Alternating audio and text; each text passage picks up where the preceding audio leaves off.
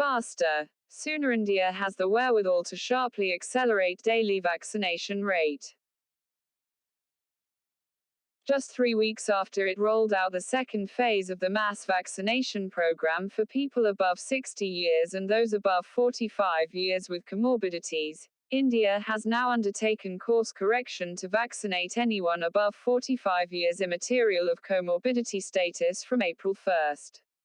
By following the UK model of vaccination based on age bands rather than on comorbidities, millions would become eligible to receive the vaccine and be fully protected. Indeed, people with comorbidities are at greater risk of becoming critically ill and even dying. However, the list of comorbidities that made a person eligible for a vaccine was not only highly restrictive but also focused on multiple comorbidities, and that too of severe nature. Also, the need for a medical certificate meant that vaccinating as many people as quickly as possible was unachievable. Since a vast majority, particularly the poor and those in rural areas, are ignorant of their underlying disease, the decision, though belated, to make comorbidities redundant for a vaccine is commendable. As vaccines are a tool to promote health equity, all attempts should be made to remove any artificial barriers, more so when several states are witnessing a surge in cases.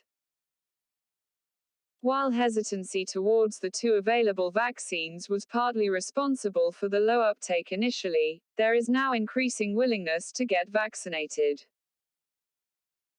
While 0.8 million doses administered on February 25 was the highest before the second phase began, the numbers have been rising steadily thereafter. Increasing the gap between two Covishield doses partly addresses vaccine shortage. Yet, the 7-day rolling average crossed 2 million doses per day only in the last couple of days. Only about 50.23 million doses have been administered as on March 24, or less than 4 doses per 100 people. The vaccination program has also been witnessing lukewarm participation by private medical facilities.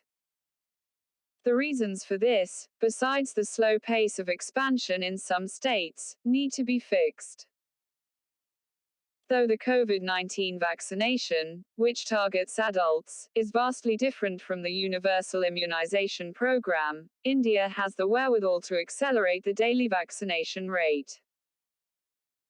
What is missing is the political will to achieve that, reflected in absent targets and awareness-building exercises, including vaccine safety, vaccine sites and permissibility of walk-ins.